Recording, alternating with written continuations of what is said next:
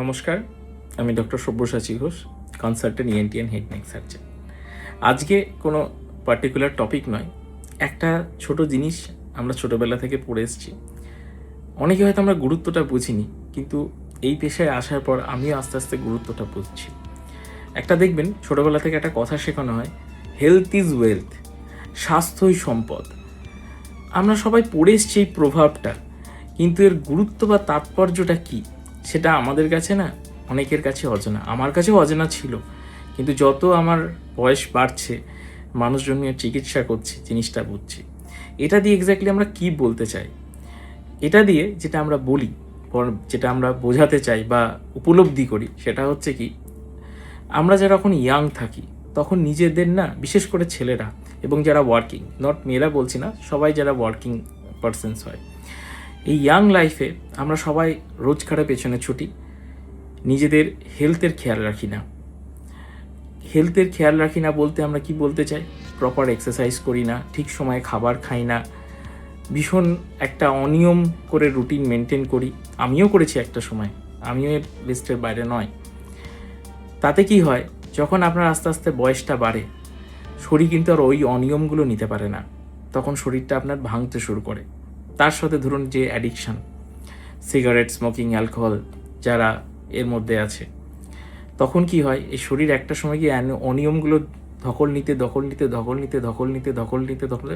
একটা সময় give up করে দেয়। অনেকের ক্যান্সারের দিকে চলে যায়।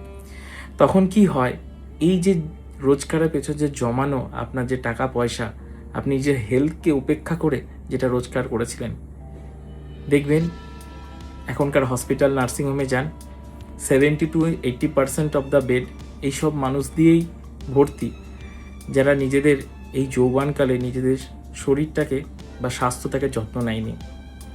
সেই রোজগার করা টাকা দিয়েই কিন্তু শেষে গিয়ে স্বাস্থ্যটাই ফিরে পেতে চায়। তো হোয়াট এভার, মানে আপনি যেটা রোজগার করলেন নিজের হেলথকে ভালো না রেখে, শেষ জীবনে কি হেলথটা পাওয়ার জন্যই আপনার সেই রোজগারটা যাচ্ছে। এটা আমি খুব কোয়াইট প্রিভ্যালেন্ট, আর আপনারাও যারা শুনছেন তারাও আশা করি এটার সাথে সহমত হবেন। তো এখান থেকে শিক্ষণীয়টা কি? শিক্ষণীয়টা হচ্ছে, প্রথমে আপনি অযথা নিজের হেলথকে নিয়ম মতন খাওয়া দাওয়া না করে এত অবহেলা করবেন না, অ্যাডিকশানসগুলো আনবেন না। কারণ আপনি হয়তো সাময়িক একটা প্লেজারের জন্য আপনি একটু অ্যাডিকশান করলেন, সিগারেট খেলেন, স্মোকিং করলেন, ড্রিঙ্কিং করলেন, এখন বুঝবেন না অল্প অল্প করে জিনিসগুলো কিন্তু একটা এসআইপির মতন গিয়ে জমবে, পরে গিয়ে এফেক্ট করে। তো এই জন্য আমি মনে করি, বিশেষ করে যারা in the 30 to more than 30s, যারা রেগুলারলি ওয়ার্ক করছে, প্রত্যেক দিন ঘরে বাইরে যেতে হচ্ছে, তারা যেন স্বাস্থ্যর প্রতি আপনারা অবশ্যই যত্ন নেবেন। যত্ন বলতে একটা হেলদি লাইফস্টাইল লিড করবেন, একটা হেলদি খাবার ডায়েট মেনটেন করার চেষ্টা করবেন, আর খাবার গ্যাপিং বা অনেকটা ব্রেক দেবেন না।